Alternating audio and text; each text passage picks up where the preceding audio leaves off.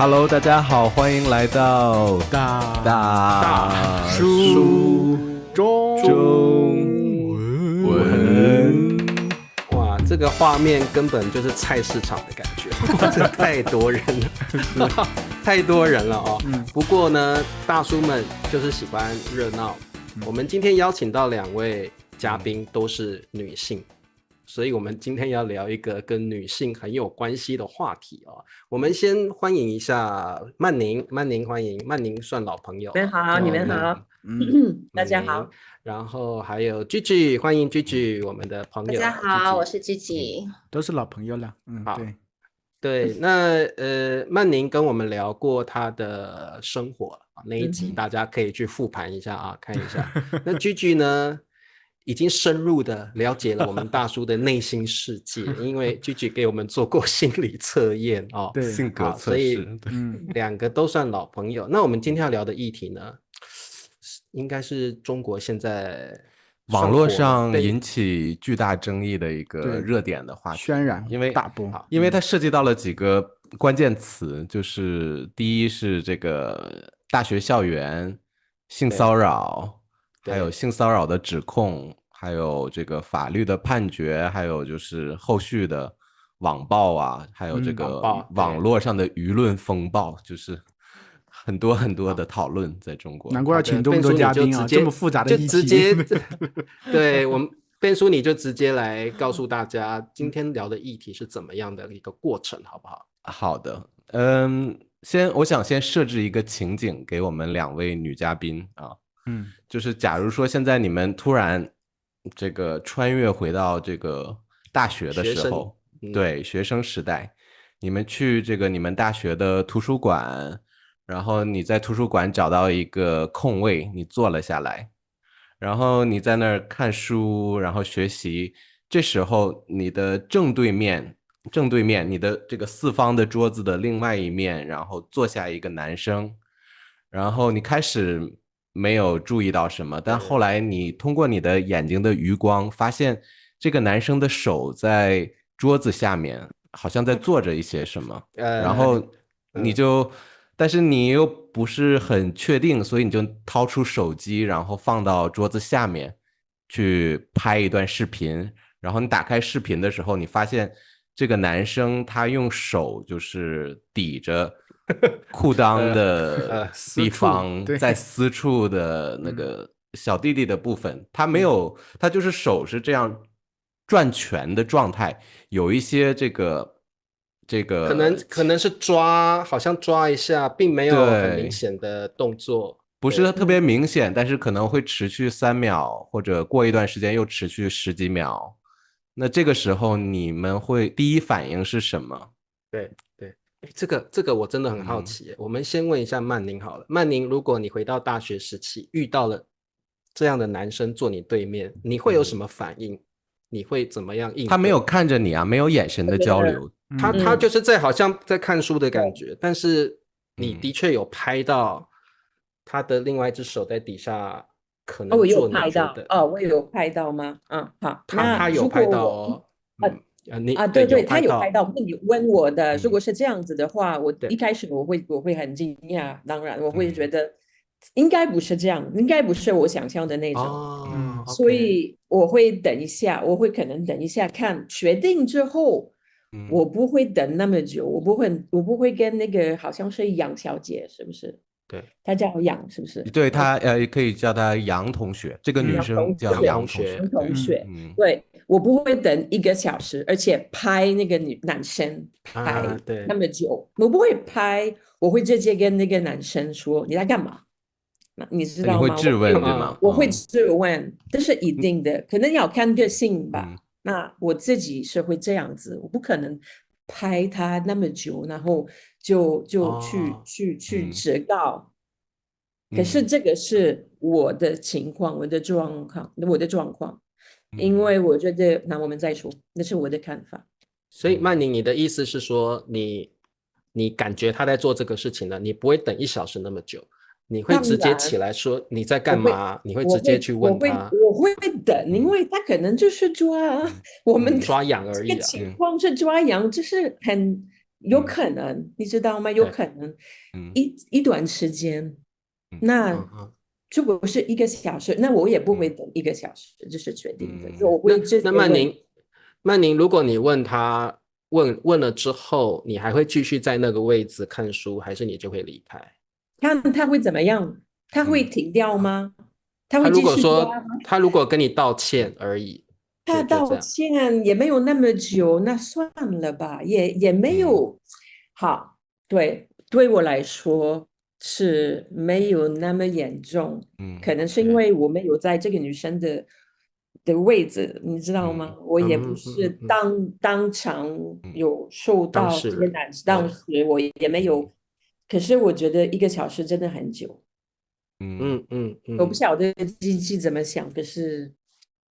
对。其实可能描述一下那个杨同学哦，他就是把手机放在桌子下面的位置，然后他可能1小时内他拍了可能4段或5段的视频，每段差不多10几秒的时间，不是持续的在抓，不是持续。那这4段5段视频当中，只有1段没有拍到，其他4个视频都拍到那个男生是肖同学。是在我看到了，我看到手在那个私处的部分，那种感觉，对，所以实际状况是这样子。那Gigi，如果你现场在图书馆遇到这样的状况，你会怎么处理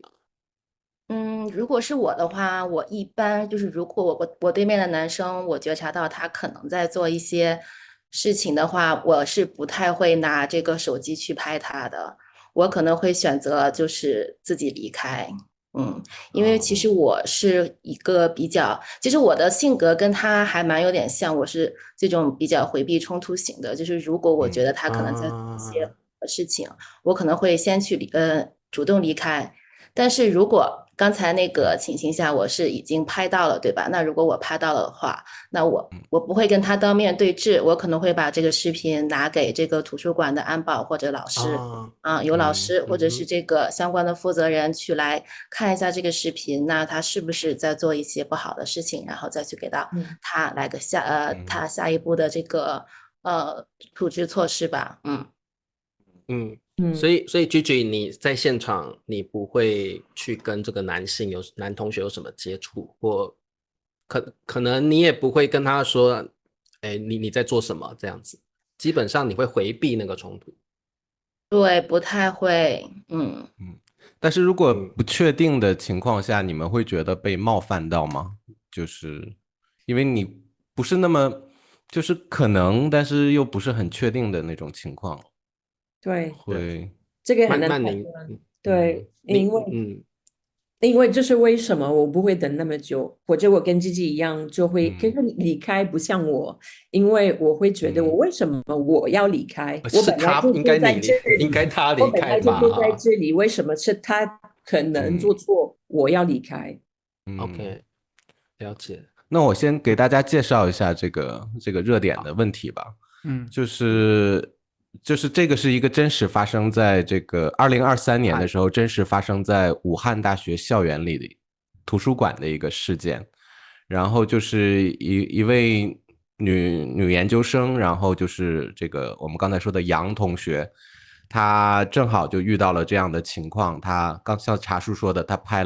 她的证据就是她拍了一个小时的视频，然后截取中间的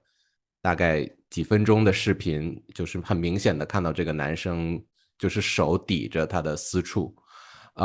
然后因为他是学法律的，所以他当时就是他的第一个想法就是收集一些证据。除了拍视频之外呢，他在这个男生离开的时候，他阻止这个男生说你不可以走，然后他质问这个男生，这个男生属于是比较理工科男的那种男生，然后他也就是有点害怕这个女生，然后这个女生就是说你现在必须给我写一封道歉信，所以这个男生他可能是在这个女生这个质问他的这个压力下，他就开始写这个道歉信，但是他写的内容其实跟事实是不符的。他说对不起姐姐，我拍了你，然后我这个侵犯了你。但是这个女生让她拿出手机删视频的时候，发现她没有拍这个视频，然后就是感觉她写的道歉信跟事实是有出入的。然后最后这个女生其实她去法院指控这个男生的时候，她最主要的2个证据就是她的拍的视频和这封道歉信。然后法院认为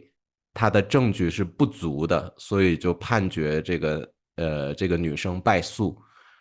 然后因为今年法院出了这个判决之后，很多网民就是觉得啊，这个女生是不是她在诬告这个男生，所以就在网上掀起了很大的一个讨论啊，所以就是现在就是这样一个事件。其实我觉得这个事件还要再说明的就是，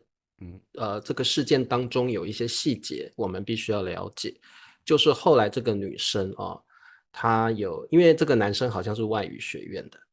然后他在道歉信，这个杨同学要这个肖同学说你的道歉信的内容不是事实，所以请你再写第2段。那第2段他就会写说他就是在这个杨同学面前做了一些不可告人之事什么的，然后第2段签名，然后还留下他们外语学院那个可能是辅导员的名字吧，叫刘迪。那后来这个杨同学就打电话到外语学院找这个刘迪辅导员，然后说你们一定要处理这个事件。那可能后续杨同学觉得外语学院处理的不是很积极，所以他有一点愤怒之下就把这个事件 po 到可能是微信上面吧，小红书吧。那你们知道小红书对，那你们知道这个中国的网络生态嘛？这种东西只要 po 上去了，很多人一定来看八卦、来吃瓜什么的，然后就开始有一些网暴行为。所以这个事件一开始就是一个网暴行为，大家因为这个杨同学把这个道歉函po 到小红书上，是把这个同学的名字给遮起来，但是刘迪的名字忘了遮了。结果大家就打电话去武汉大学去说刘迪你们处理的怎么可以这样子什么什么，还最后人肉把杨同学把肖同学也人肉出来了，导致肖同学受到非常严重的网暴。而且就是因为那个时候在网络上所有的人都是站受害者，觉得那个证据是对受害者有利的，所以那个大学可能觉得也有舆论的压力，就可能没有调查得很清楚，就给了这个肖同学一个处分。对啊，那如果给了处分，那所有的网民都觉得这个男生肯定是做错了都导致那个男生好像他的家人也站出来，就是说其实他有这个湿疹，就是一种皮肤病，就是会很痒提供了一些证据，就是他在这个事情发生前有一些看湿疹的这样的一个病例，所以现在这个判决出来之后，导致舆论就是又改变风向，又开始站队支持这个男生肖同学。对，所以我觉得这个事件是算峰回路转了挺有意思的。就是说一开始好像是女生是受害者，后来发现真相之后，原来肖同学这个男生才是受害者。然后这个也有人说，因为这个杨同学是读法的，所以他把法律当作工具来欺凌这个男性。所以这种各种说法都有。我还看到一个说法，就是有一个词叫以弱凌弱，就是弱，他把自己就是感觉自己是一个弱小的那么一个方式来欺凌更弱小的一个方式，更弱小的人其实是这个状态。肖同学其实因为刚才笨叔说的时候第一遍说的时候，我会觉得好像这个肖同学应该是有问题的。查叔再说一遍补充一下，我们就会知道事情可能未必是这个样子。后来掀起更大风波是因为这个杨同学的态度，就是他已经败诉了，他还嘴特别硬，还要怎么样。后来呢，他所有那些人就是看不惯他，对，他嘴硬是说我现在成功读博了，但是如果你以后去任何的大学，那我都会把我的证据材料发给那个大学，让你身败名裂。就是他在网上发这样的话，会让大家感到很气愤的感觉。是的，是的，对。而且不是说后来很多网民就是开始去开他的盲盒去了，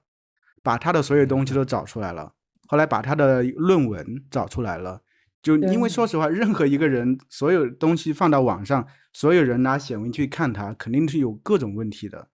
它里面就会出现，你都读博士的一个论文，怎么这么多错误？1949年解放，你写着1049年，还有离婚法，根本没有这种离婚，中国没有离婚法，所以东西很多错误就出来了。所以大家也会，所以新一轮的网暴变成了对他的网暴，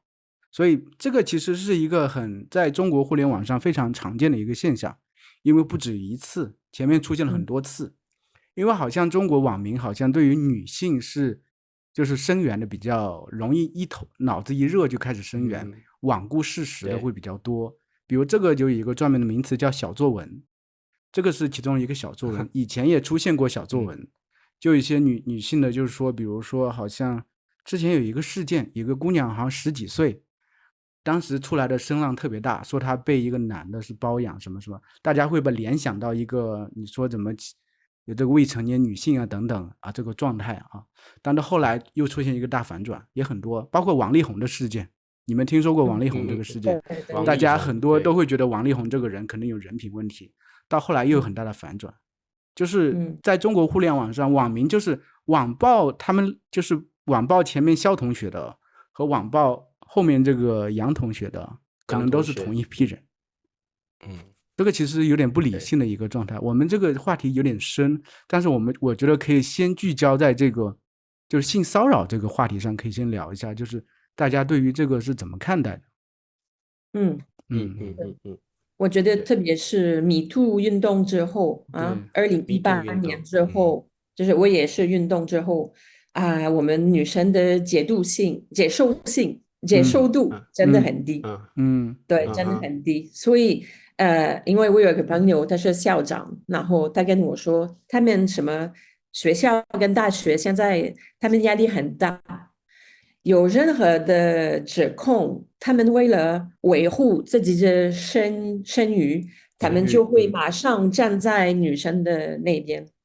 我不是说这样子是不对的，可是他们的压力很大，所以我看武汉大学这样做也是有压力，迫于压力，很大的压力。对，会，这个我认同。就是其实在台湾有发生过 MeToo 事件，那包括艺人很多对女性有性骚扰的事情一一被挖出，那很多女艺人指控的反而不是事实了，也被爆成是自己是弱势者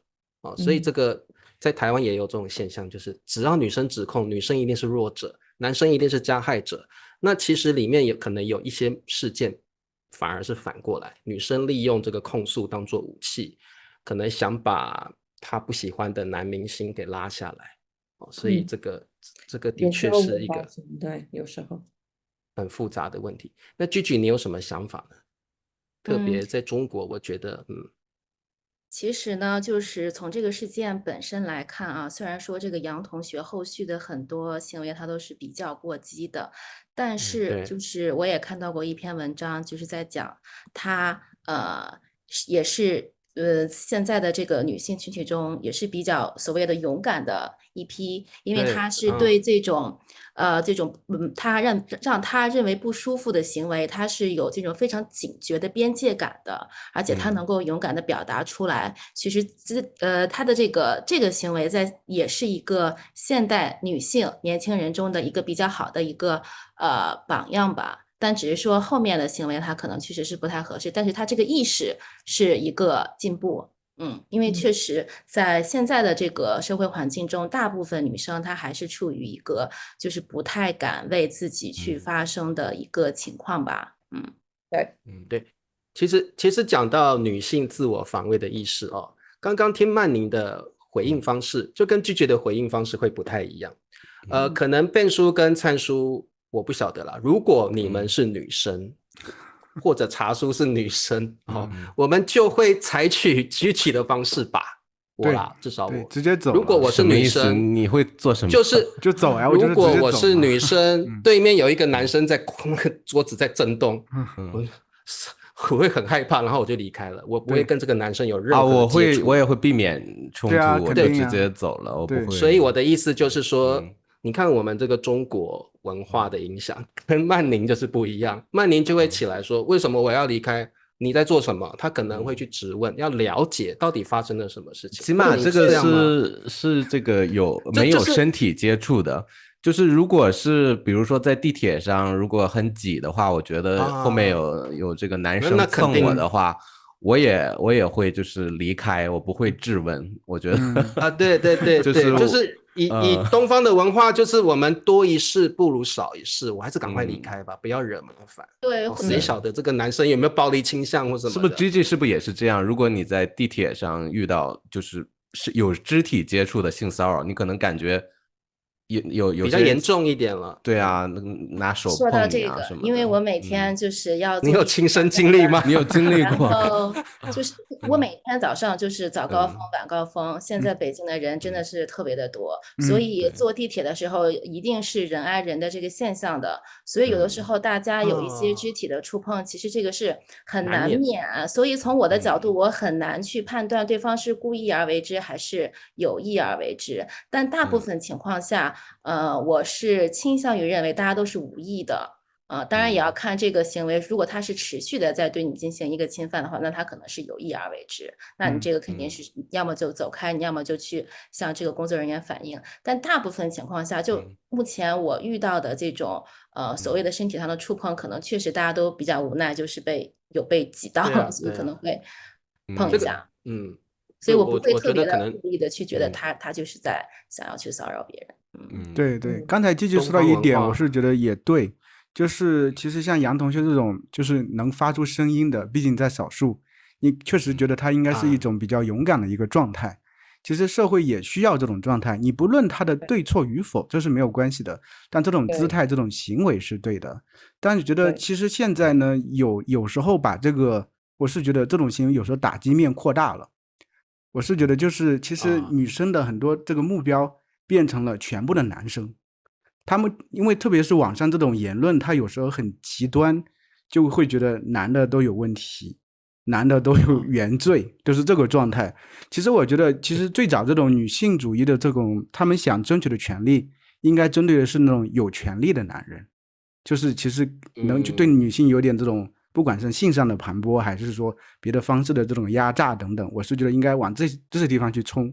所以之前比如说有一些人是一些明星啊，或者是什么经理啊、导师啊等等，他们这些压榨行为，我觉得勇敢的站出来去针对他们是可以的。但是其实普通的男性，大家也是愿意支持这些弱势的女性的。对，所以有时候就是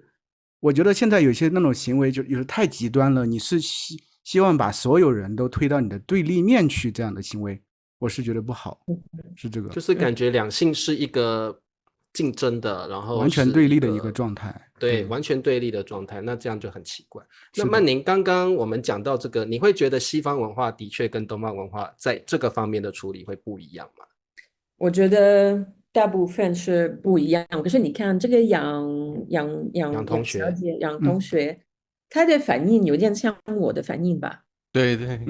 所以我们一开始的反应比较像你的反应。一开始的反应就是他也有抗议，他也有说到你做错，他也没有离开，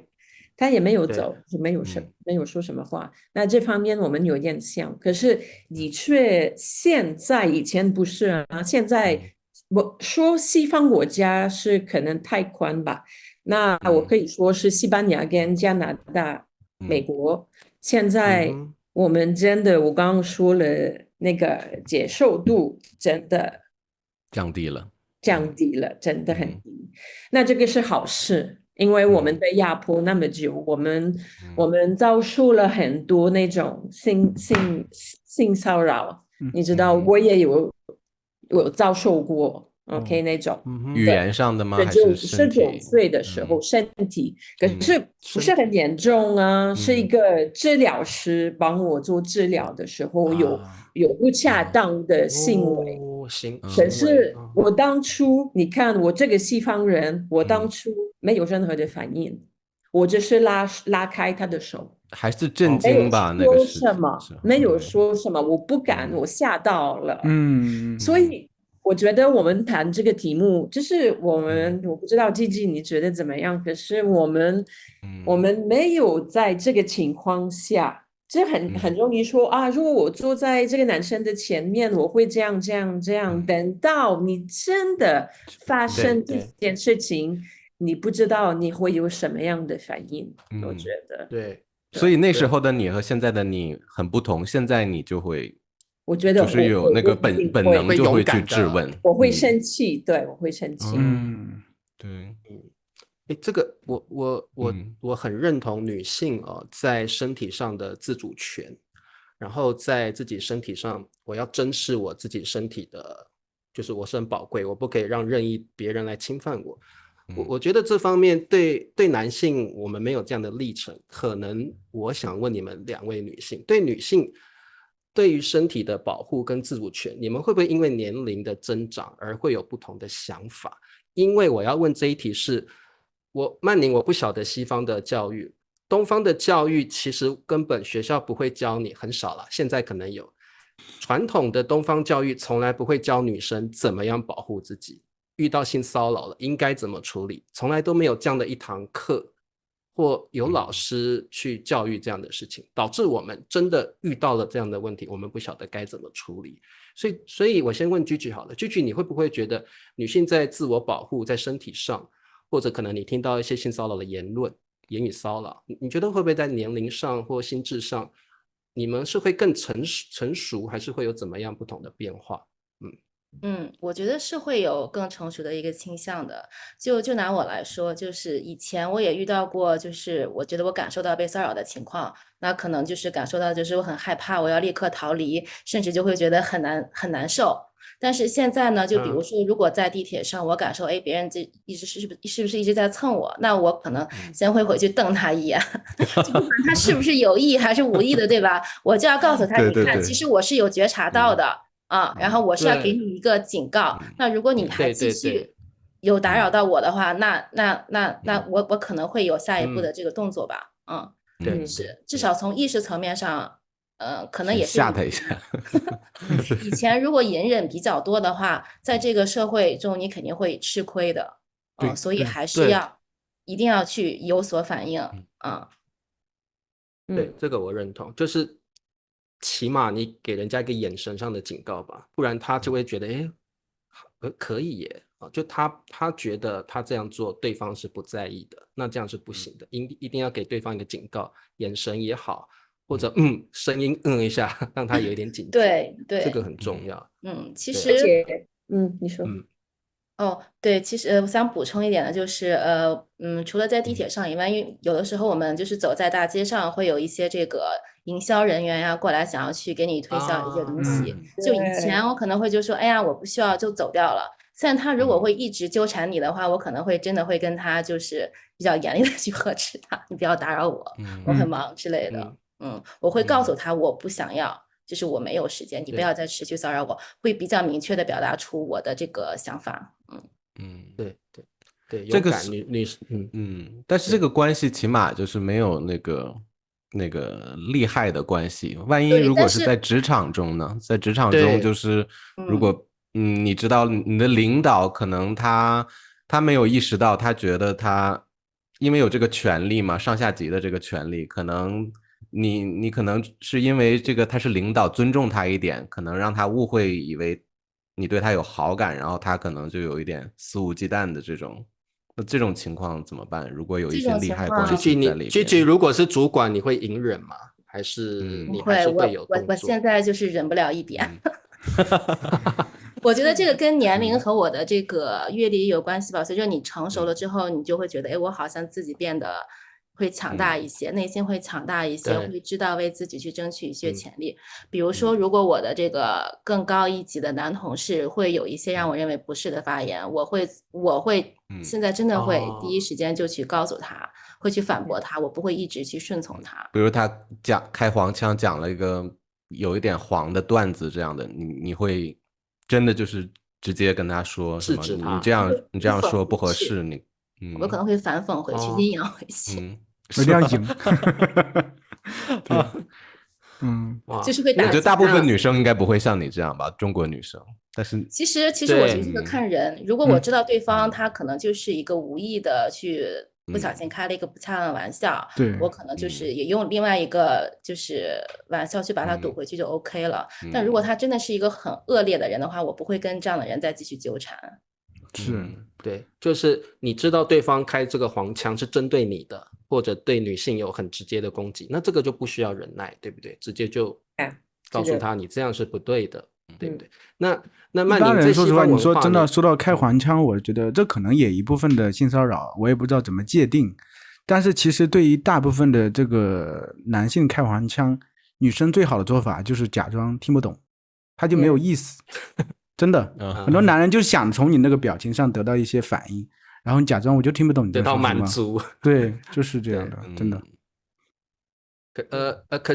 是灿叔，照你这样讲，你是男性观点了。为什么我这样说？因为有的男人也很享受女性听不懂的那种感觉。对，所以我会觉得说，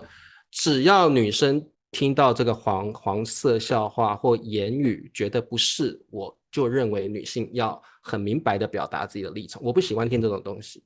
或者你刚刚说那个笑话是什么意思？我不喜欢那种东西，就直接表达。那我觉得正常的男性就下次就知道，这是女生的边界，我不要去跨越它。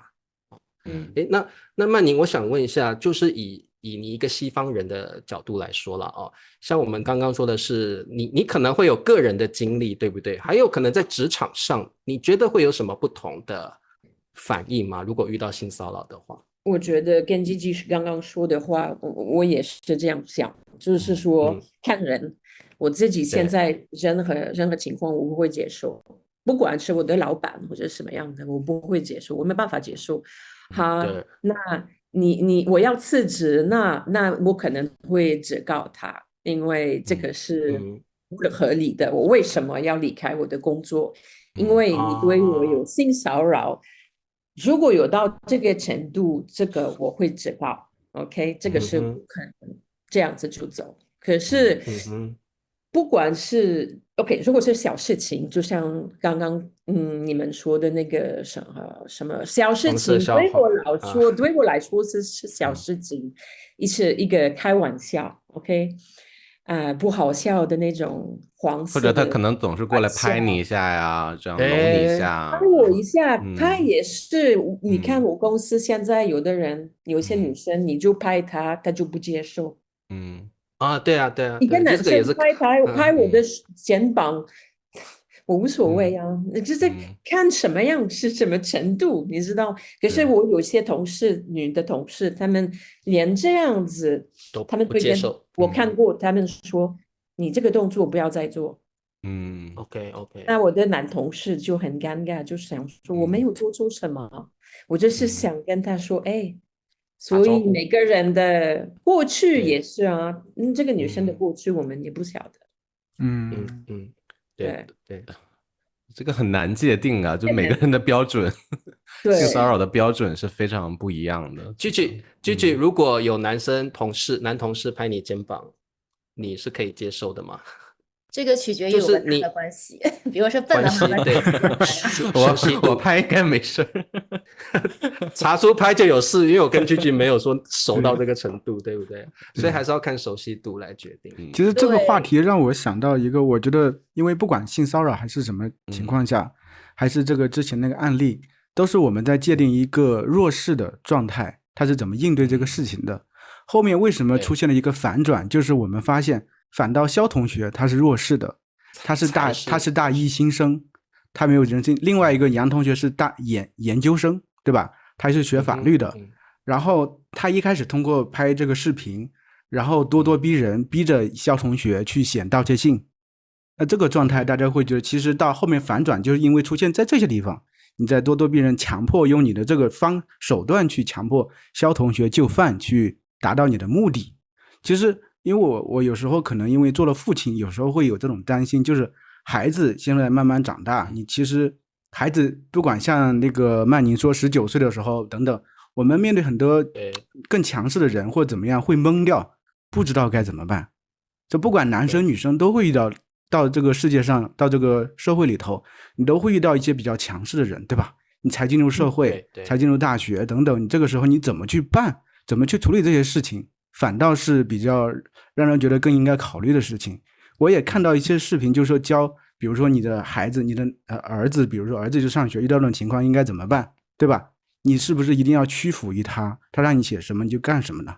是这个时候我是觉得不管男生女生，他在年纪小的时候是处于弱势的群体的，我们怎么去应对这样的情况才是我会带入那个男男生，就是如果别人很强势的话，然后我就想赶紧解决，赶紧逃离这个地方，然后我觉得好像跟他争论的话我又争不过他，然后那他一定让你写了，你会怎么做呢？对，这个我觉得蛮重要的，就是Ben叔，如果你是那位肖同学，你遇到一个比较强势，然后你又知道她是研究生，她又是学法的女生，对，你还是大一的新生，道歉信，你会写吗？你会写吗？这个很麻烦，因为如果就是在所有人面前，然后就是很大声的训斥我的话，我觉得一般性骚扰这种情况，大部分人会站那个女生那一边，就是旁观的人会更倾向于在事实还没有清楚的情况下，可能会更倾向于支持那个女生，同情那个支持那个女生。对，然后那我在那个情况就是真的会觉得尴尬，然后我可能就就范了，就是Ben叔感觉Ben叔你一定就对不起对不起对不起，你一定就这样嘛，对不对？因为我是讨好型人格，我可能会对就是Ben叔我要问的问题Ben叔我要问的问题就是肖同学犯了一个比较大的错误，就是他是湿疹，所以他去抚摸他抓痒，因为他湿疹嘛，他的私处很痒，他吓傻了，他应该没有说这个是不是？其实他在桌子底下，他又觉得没有人会看到，所以他就去抓痒。这个我认为是一个这个是事实，也是正当的理由，因为后来的确告到法院去的时候，他妈妈有提出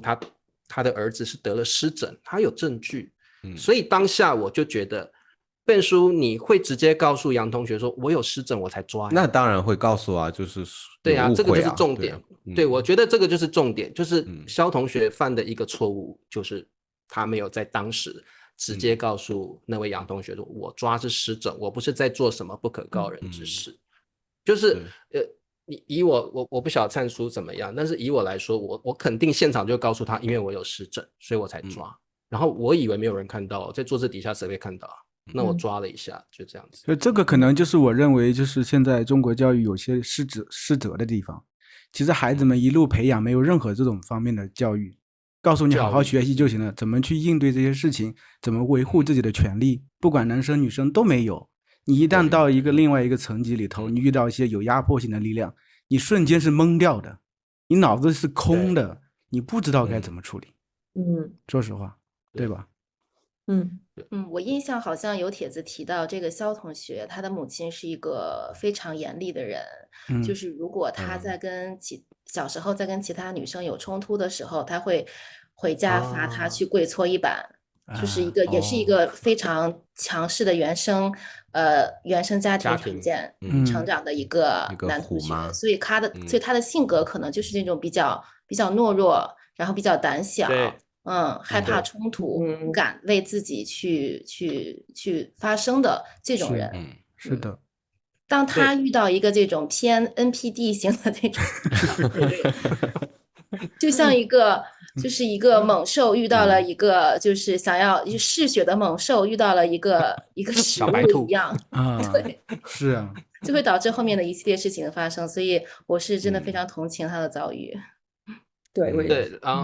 然后其实我Ben叔分享了这个新闻之后，我就去看这个热点啊。我听到了杨同学对肖同学录音，就是要他写道歉信那个时候的录音。其实肖同学很惶恐他是边写道歉信，然后有那种哭的那种声音出现，说我对不起，我不是故意的。所以我真的觉得当时他被吓坏了，他完全被吓坏了。对。所以在这个我光听到那个声音我就觉得男性在这方面可能真的比较弱势，因为女生遇到这种事情，群众都会认为会同情女生，会先同情女生。对，好，所以我觉得这个事件就是一个这个事情也蛮有意思，因为我觉得东方跟西方的处理方式的确会非常不一样。曼宁，我想问一下在这个就是可能在加拿大吧，就是这种性骚扰的事件会很多嘛？比如说在职场上或个人，就比如说地铁啦、同事啦，甚至在加拿大我不太难说，因为我已经离开了你有西班牙啦，你在西班牙和台湾都生活过，对啊，可能对台湾更了解更多。我觉得曼妮你可以比较一下西班牙跟台湾可以比较一下。对。西班牙在地铁上，其实现在我好像没有遇过这种情况。你没有遇过？因为西班牙我地铁就是没有那么挤啦，非常挤，非常我们都考就是好像就是那个离我们很近，可是他们就是会偷你的东西，这是最大的问题。反倒是小偷不会性骚扰，但是会偷。不是性骚扰，不是性骚扰，是被偷。然后，但是其实因为现在自从那个我也是运动，OK， 我也是运动8年。我们都是西班牙越来越多，现在有差不多40多个女生在某一家学院，戏剧学院，有40几个女生只告了一些老师，对，所以现在是这个很红。还有你们有听过吗？那个世界杯2年前的世界杯，你们听过吗？发生了什么事情？没有，在西班牙。对，2年前的世界杯在澳洲，然后西班牙的女队他们拿到了世界冠军。你们听过吗？没有听过。刚好那天他们就是嘻嘻哈哈，都很开心，大家都在庆祝。然后上那个领奖台的时候，那个主席那位主席，他就强吻了其中的一个球员，你们看到吧？他在那个电视直播就强吻那个球员，吻嘴吗？还是吻脸？吻嘴，就这样子然后这件事情就爆炸了，因为引起了很大的轰动。之后那他就被强迫辞职。那位足协的那个对主席就辞职了，所以这个也是一种，这个也是性骚扰，可是他自己不觉得是性骚扰，不然他没有边界感了吧？这个他不会在电视上做这个动作吧？所以就是这个的是不是被骚扰的定义，好像就变成女性会是主导了，对不对？只要这个女生说我觉得我被性骚扰了。可能，但确实我觉得这个也太过分了，太过分了，亲嘴啊！对啊，你怎么能在亲嘴啊？对，所以现在西班牙真的是以前比较女性的位置比较，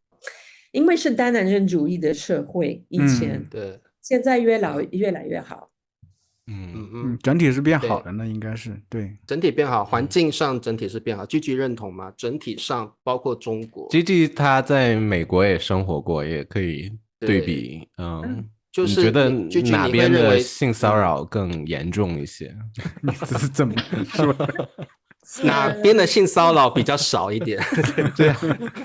其实我觉得可能就是不同国家，他这个男性有的时候他的这个性格或者是为人的这个方式可能不太一样。所以在美国，我可能会遇到很多主动来搭讪的男生，但我觉得他们可能不是恶意的，他就是本身就是一个比较外向或者喜欢就是去认识不同女生的人，交朋友，但是他对并没有做出一些就是所谓性骚扰的这些行为。但是有一次就是我回国的时候，我去打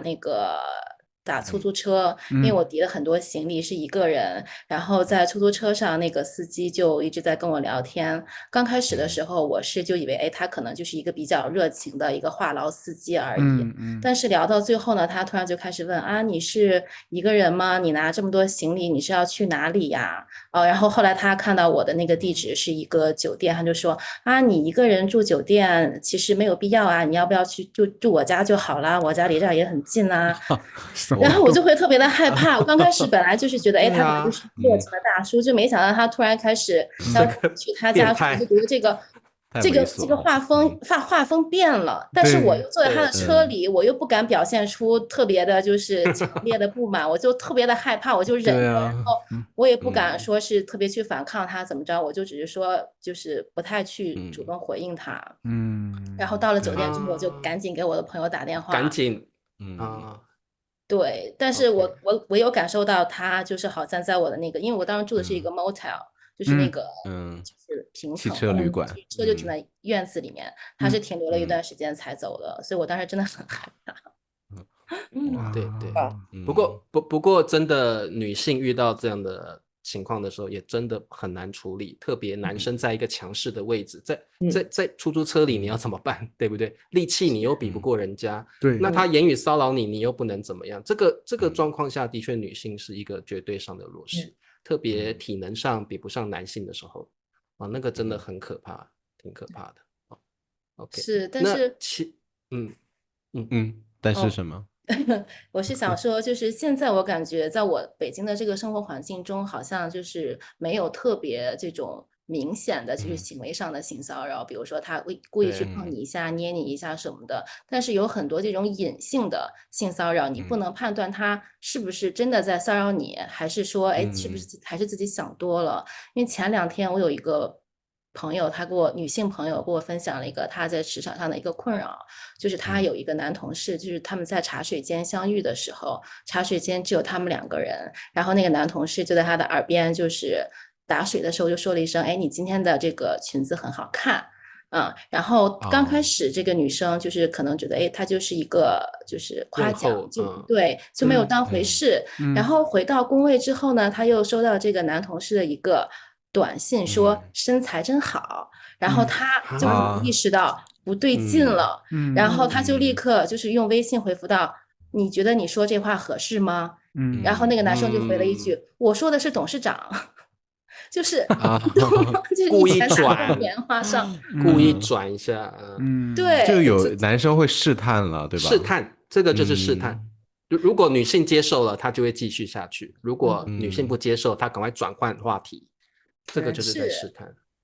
所以要给明确的信号，就是明确的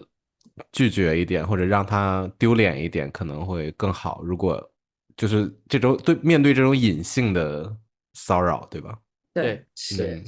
所以他就把他微信删掉了。以后如果工作上不得已要交流的话，那就打电话用公邮的这种方式。对，就是我觉得这方面女性的立场最好要表达清楚，除非你对她也有意思，除非你对她不然就会得寸进尺，你对她有好感也有兴趣，那当然另当别论。但是如果你不明白的表达，我讲的是如果女性不明白表达自己的立场，这个是我不接受的，那男性可能就会越来越这个情节会越来越严重。所以这个在女性方面可能也要教育一下自己，就是说这方面你也不要给男性有任何的机会，因为男性得到机会了，你们就知道了，他就会越来越往前进，侵犯你的边界。对，就是如果你感到不舒服了，你就立刻说出来，就是不要怀疑自己是不是多想，就直接说出来就好了。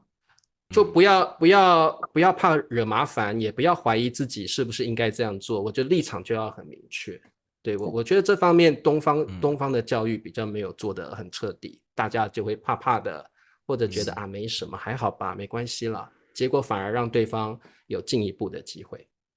我觉得职场上大部分的这个性骚扰都是就是很难处理的，都是上位者对底下的这个弱势群体的这种压榨。比如说我有权利对你进行职场上的打压，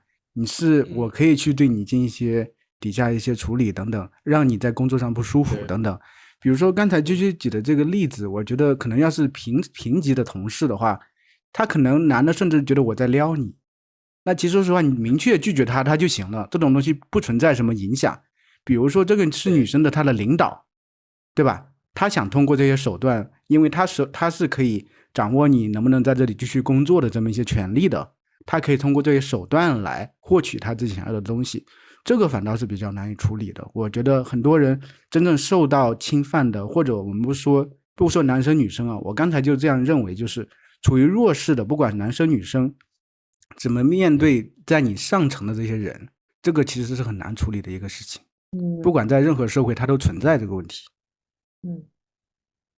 这个我想问一下曼宁哦，因为我现在想提一个观点，就是在中国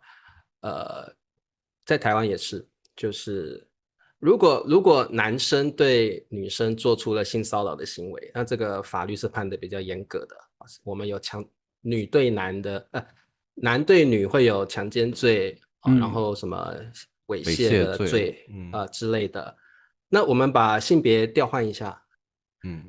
女性对男性就没有所谓的强制的猥亵罪，没有强奸罪，女性对男性有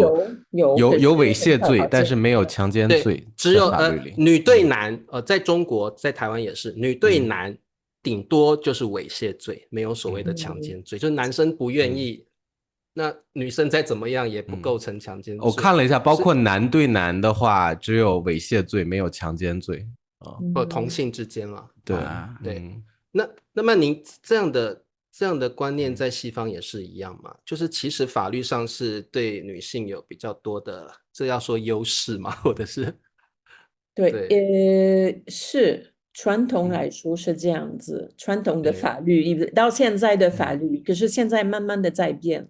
就像我刚刚说的，因为比方说那个例子，我刚刚给的那个例子，戏剧学院之类的，对。那现在慢慢的在改变，可是法律上我不太清楚，可是我知道在慢慢改变。对，这个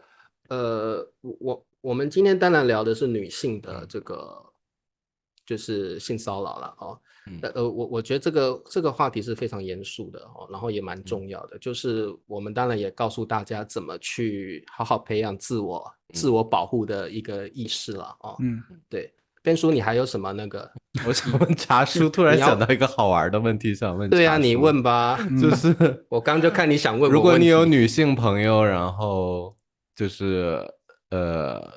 可能总是摸你一下、摸你两下的这个情况，如果你介意的话，你会告诉这个女生吗？还是你无所谓的，就是觉得？其实Ben叔，你问这个问题，我其实也蛮想进入男生被性骚扰的这个话题，因为我觉得现在好像男生也蛮容易被性骚扰的，不管被同性或异性，我觉得也会有会有，因为我不是有一期讲过我的那个。对，Ben叔你也经历过，对不管女性或同性之间有，我觉得男性慢慢也有。我觉得女生跟女生之间，我不晓得，等一下可以问你们两位女性代表。那先回答Ben叔的问题，如果有女性就是这样摸来摸去的话，让我感到不舒服，其实我不会怎么样就是我觉得她可能你不会说出来对吗？我觉得女生要摸到让我不舒服的地步也很不容易吧，就是她除非这样摸，我就会觉得你在干嘛，我也不会怎么样，你在干嘛？你为什么要这样摸我？我就这样直接问她，所以我个人不存在这样的问题，但是我有一些经验，就搂着你的腰，就是搂着你的腰，然后走路走了10分钟这样。不可能，无所谓啊。散步啊，好，来散步啊。就我但是我想分享的就是说，我曾经有被同性骚扰过。对，我以前读高中的时候，那个时候都坐公交车上下学，然后我那时候我喜欢坐在后座，因为后座就是比较没有人，我可以安静的那边打个盹，就醒来就到家了，很开心。然后我记得有一次就是我坐在最后面，然后就有一个男人，我那时候其实已经就是半梦半醒之间快睡着了，就有一个男人坐在我旁边，然后就一直蹭我的大腿，这样，然后我以为我在做梦，后来我就觉得他真的在蹭，是个成年人，我那个时候是高中生，但是我那个时候就是你知道东方的教育对这种东西不了解，我其实那是不了解，我那时候心里很害怕，我大概隐忍了他这样蹭哦，我隐忍了10分钟，我想说他到底在干嘛？为什么要这样子蹭我？这个肯定是一个性骚扰，这肯定是不管对方的性别是什么，不管你是男生女生，你这样蹭我的大腿，我就觉得你可能有什么企图，或者你在做一些你不应该做的事情。对，那其实我那时候是很害怕，我也没有勇气，那时候高中生而已，我也没有勇气跟他说你在干嘛。所以我那时候就是我忍了10分钟，我后来提早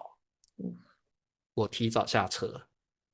对，我就离开那个地方，我就提早下车，我就搭下一班公交车再回去。所以还有就是我以前大学的时候打工，那个时候大家暑假都会去打工，那个时候我们会印很多，那个时候就是台湾有那个大学联考，就是像你们的高考一样，那我们在高考的前一天，我们会去工厂印考卷，然后高考那一天拿到学校门口卖，哇，那时候考卷1份卷可以卖好多钱，我们就这样赚钱。那个时候我前一天去印考卷的时候，那边的主管也是一样，就是突然过来会突然打你的屁股，然后你就会觉得受到严重的侵犯。茶叔那个年轻时候是帅哥小鲜肉，对，现在也很帅。对，现在还是老鲜肉，就是你不会觉得他是故意碰到的，因为那个主管也有一点比较娘一点，就你会知道他可能是同志，他就会就是在整理考卷，他过去就突然摸了一下你的屁股，很明显不是碰到的，他是这样。然后你就会觉得非常不舒服，那个时候毛骨悚然，就起鸡皮疙瘩，然后就看了那个一样，我觉得可能那个时候都没有这种性骚扰怎么去应对的教育，所以那时候都是隐忍，想说反正隔天考卷卖完了，我就离开这里了，我再也不会跟他碰见了，你也不会有当场想要斥责他的那种动作出现。对，所以我觉得今天聊到这个，其实不只是女性。男生也要特别注意。但我觉得不只是男性，我觉得女性也会被同性骚扰吧，像 Gigi 曼宁。对啊，我很好奇，你们女生有这种困扰吗？没有，我觉得对于东方的，尤其是中国的女生来讲，就是我们从小女生和女生之间的就是这个就很亲密啊，像我们小学下课就是会一起拉着手啊，对啊，然后一起逛街都会互相搀着，就有时候会遇到就刚来北京的这个外国朋友，看到中国女生就是互相这样搀着逛街，他还会觉得中国的这个女来真开放啊，很多的。我说不是啊，这只是我们表达亲密的一个方式，就是我们就是就还好，所以我不会觉得受到同性的骚扰。我也没有，对，从来，所以。我觉得茶叔说这点其实还是我前面提到，就是这个安全教育其实是不足的，就是孩子们对这些东西其实没有任何认识，不知道这些东西。对，所以有时候加拿大有会讲吗？加拿大会真的会教育孩子这些吗？可能有，这几年，可是以前完全没有，也没有讲。所以曼宁，你的意思是说，以前加拿大男生遇到像我刚刚那样的情况，他也会忍耐吗？我觉得你看呢，这是年纪的问题，因为你看你那个时候几岁，14、15岁，我也是19岁，我们两个都没有说什么，所以这个是很重要的一件事情，教育上真的要加强，因为你小时候你可能就是吓到没有什么反应，就好可惜。但是你说的教育是家庭教育还是学校教育？我就是两个都要有，学校教育应该都没有，应该加拿大也没有吧？这方面我是说学校以前没有，现在有了，没有。现在不晓得，我不在那边，我不晓得有没有，可是有可能有。可是学校很多东西都点到为止，说实话，这个更多靠家长。对，对，比较隐晦，比较隐晦一点。是，对。灿叔，你有教孩子这方面吗？我现在当然太小，我觉得没有必要这么早引入这个东西。但我有时候会觉得是这样，有时候我和我老婆也会觉得我孩子有时候脾气还挺躁，就是挺容易生气的。但是反过来一想，你脾气躁一点，别人不容易欺负到你，就是别人稍微碰一下你，你不舒服就喊快干什么呢？这样就是这样反倒比较好，因为说实话，有时候太软弱的孩子容易被人欺负。这个还有一点，我就想起我很古早以前的一个事情，我可能小学的时候，当时在我老家，我叔叔有个书架上有本书，是关于就是中国这个青少年，当时这个很多这个就是很多孩子过早的有了这种性方面的事情，然后怀孕啦这种事情的很多案例。我当时看了这个东西，对我特别震惊，你知道吗？因为还比较年轻，可能还是小学那个时候看了这么多。但是我当时一直让我就是首先有一个观念上就觉得，其实你真的这些东西要注意，对吧？对女生也要注意。另外一点，我是觉得为什么有这么多人，这么多，特别是那个时候主要讲一些年轻的姑娘，可能10几岁，甚至可能在家里头被一些邻居的哥哥他们有时候上下其手，甚至导致怀孕的也有。为什么会出现这些事情呢？我会一直在想，这个那肯定是因为家庭教育的疏忽，让他意识不到这些问题，这个问题会导致一些非常不好的后果。可是灿叔，我们都同意，就是家庭教育要加强。但是作为爸爸，你会好意思给孩子介绍讲一下这个性知识，然后告诉他不要对女生做某些行为？我觉得就是属于就是也是受到这个东方思想影响比较多的人，你会真的好开口吗？对着孩子，还是说你会给他看视频啊？然后我现在还不知道，我觉得我可以拉下脸来去说，因为你这个东西是为了孩子好。有时候真的，因为我现在就是看了整个案件之后，我也觉得就是不管男生女生都很危险，因为做爸爸的就会担心这些事情。你年纪小的18、19岁的时候，或者像茶叔说高中的时候，你都会遇到这些事情，你都不知道怎么应对怎么办啊？所以这些东西尽早的有些这些知识的储备，对吧？你知道具体面对这些情况怎么处理会更好一点点。那几岁是合适的呀？几岁你觉得啊？我觉得应该跟孩子讲。几岁？初中肯定要讲了吧？初中肯定要讲。现在有时候有些东西也可以旁敲侧击告诉他嘛，慢慢的一点点引入嘛。这个反正为了孩子的这个，其实面子不是很重要，我是觉得。对，我是觉得有时候说起来容易，做的时候就感觉真的那就是要突破自己啊，没办法呀，就是没办法。对，就是这个对于生殖教育课了。对。对，这个对于保守的东方文化来讲，对我们都是一个非常重要的课题。可能对于曼宁这样的西方人也是一个很重要的课题，因为我儿子现在这么小的时候，我们已经告诉他你是爸爸妈妈的精子和卵子结合在一起的然后这样就是怀孕，然后再生出来了，并不是告诉他你是天上掉下来石头里蹦出来，不是这样的，只是说在细节的东西他可能也理解不了，也没法讲。那慢慢的总得他随着长大，现在孩子其实接触的信息会很多的，那你慢慢总得给他引入正确的知识会比较好一点嘛，对吧？对，所以我觉得像我们现在是这一代的算精英了，中间分子，我们就要思考到我们应该要怎么教育下一代。我觉得尊重两性之间的边界感，同时兼顾两性之间彼此尊重，然后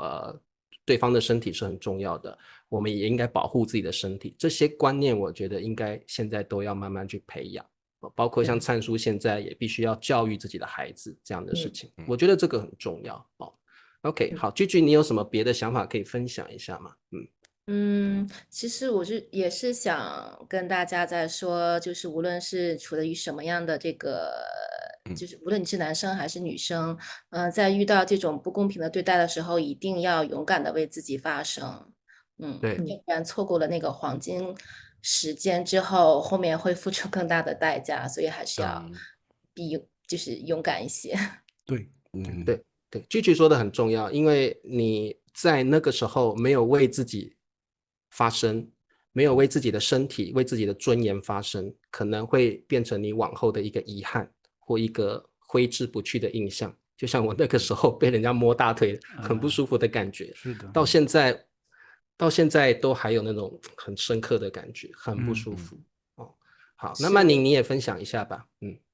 没有，就像自己说的，要开口，这是最重要的。真的不要怕，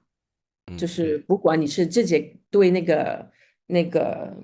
做任何的不恰当的人，或者是你怀疑是不是这样子，我觉得要开口，不要怕。对，你误会，那好，我后来就道歉。可是如果是真的有不恰当，那要说。对，所以我觉得尊重他人，尊重自己的身体，对，保护自己，这个都非常重要。然后真的，你像我们5位都年龄已经到了一个可以为自己发声了，不再那么弱势的年龄。吓我一跳。到了年龄到了什么阶段？那我们我们就要思考到现在还是青少年或者还年轻的这些人，我们应该告诉他们一样，你们遇到这个情况千万不要姑息，一定要说出来。就像曼宁说的，大不了是一场误会而已，对方解释了你也接受了，那大不了就是可能你们会因为这样变成好朋友也不一定，或者是误会就解开了。所以我觉得说出来表达好自己的立场，其实你的出发点是正确的，因为你想要保护自己的身体，也想要了解对方的意图，这个出发点是对的就好了。你不要怕我爸爸妈妈叫我都不要讲，要叫我忍耐，千万不要这样，因为你忍耐了，第一次遇到，下次还会再遇到，那是一件蛮可怕的事情哦。没错。好 ，OK， 好，那我们今天聊了很多哦，这集我觉得非常重要，因为大叔中文的使命就是告诉所有的观众听众，你们一定要好好的保护好自己的身体，不管是我们的使命吗？我们使命不是教中文吗？对，我们的使命越来越多了，越来越多了哦。我们不只要教中文，还要通过学习中文的这个过程，希望大家尊重自己的身体，不管男性、女性、同性之间、异性之间，我们只要尊重彼此，然后保护彼此，我觉得这种状况就会少很多。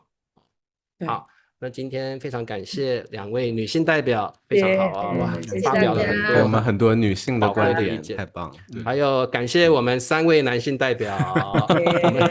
我们做了什么？鼓励一下自己。好 ，OK， 那我们今天的议题就到这了，谢谢大家。我们下一期还有一些热点吧，我们再来分享给大家。那我们跟观众说再见吧，拜拜，拜拜。